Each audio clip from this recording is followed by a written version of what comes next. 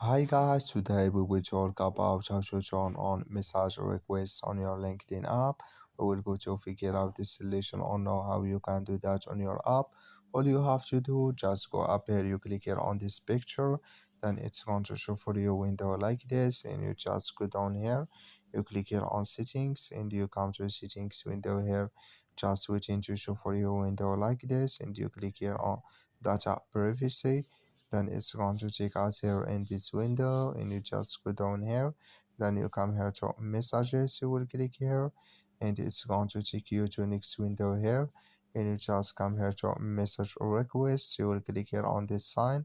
and like you see this color show for us, that's message request, it's on now. I wish you know you I get it, so that's all you have to do, just follow these ways and it's going to work with you. So thank you for your watching. Don't forget to support us by liking, subscribe.